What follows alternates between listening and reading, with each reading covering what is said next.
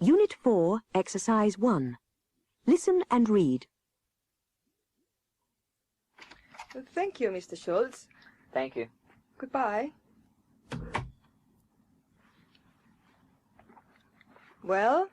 He looks quite good on paper. I'm sure he's very sound technically. The thing is, we must have someone who can communicate. Oh, but the software engineering manager isn't going to be meeting customers. You never know. Anyway, he's going to be talking to us every day. Schultz didn't sound very confident in either Spanish or English. Well, let's have the next one in and see if he's any good. Ask Dr. Villa to come in, please. Unit 4, Exercise 2. Listen and read. Good afternoon, Dr. Villa. Please, sit down. My name is Andrews. I'm the staff controller, and my colleague here is Miss Soto, the data manager. Good afternoon. Good afternoon. I think Miss Soto would like to discuss technical matters with you to begin with. Then I'll come in with some more general things. Pilar? Thank you. Dr. Villa, your CV doesn't go into details about the hardware you've been working with recently. Tell me about your present job. What's the setup? Well, we have a network of IBM PCs and compatibles, which can operate as individual workstations, or they can access a much more powerful mini-computer. Unit 4, Exercise 3. Listen and read. All right. Now I'll hand you back to Mr. Andrews. Thank you. Yes, Dr. Villa. While you've been talking to Miss Soto, I've been refreshing my memory of your CV. It makes interesting reading. Rather a mixed career so far. Suppose you do join our company. Where do you expect to be in 5 years' time? Well, a head of department, assistant head anyway, in technical sales or overseas marketing. I see. More on the marketing side? You're quite sure about that? You think your track record will help you? Yes, I think it will. I'm glad you think so. You know what I think? I see a young man who may well be smart, but who really doesn't know where he's going. Why do you say that? Well, you tell me, Dr. Villa. Why did you move from banking to printing, to computer consultancy, and now you want to move into heavy industry?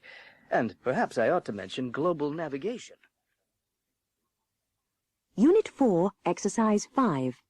Listen and read. And perhaps I ought to mention global navigation. Because all those things are my career. In every position that I've had, I was developing my knowledge of computer systems. That knowledge I can apply equally well to banking or machine automation or image recognition, anything you like. I see. Well, maybe you have a point. But taking a year off to go sailing at the start of your career when you've just got your PhD, wasn't that a year wasted? It depends on how you look at it. It was an adventure, of course, but we also carried out a research program for computer-aided satellite navigation. So actually, I think it was quite useful. Anyway, would you turn down a chance like that? Okay, Dr. Villa. Are there any questions you want to ask us? Well, yes. I'd like to know a little more about the group I would be working with. It's been very interesting talking to you, Dr. Villa. However, we still have one more person to interview. Unit 4, Exercise 7. Speaking practice. At an interview. Are there any questions you want to ask us? Yes. I'd like to know more about the people I'll be working with. Well, this is a new post. We're not quite sure which department it will be in. Marketing or technical. The thing is, I see my career developing more towards marketing. Marketing's rather a big jump. After all, as an engineer, you won't be directly involved in selling. You never know. Anyway, I'm certainly going to be involved in product development. Well, maybe you have a point there. It depends on how you look at it. Okay, let's say I'm going to be on the marketing side. Perhaps you can tell me who I'll be working with. Unit 4, Exercise 9. Listen and read. Making comparisons. It's been most interesting talking to you, Miss Robiani. Thank you very much. Thank you. Well, quite impressive. I could tell you were impressed. Let's have another look at the job advertisement. How does she match up to that? Rather well, I think. And Joe, she didn't waste time sailing around the world like Carlos did. Unit 4, Exercise 12. Listen and read. Under 35, currently holds a post of responsibility at middle management level, fluent in Spanish and English. Yes, but not as fluent as Vila.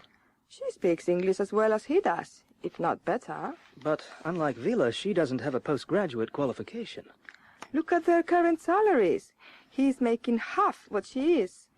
I suppose we'd have to pay her twice as much as him. Considering the field she's in, 90K isn't all that great. She was getting 45K in Britain 5 years ago. It's taken her 5 years to double her earnings.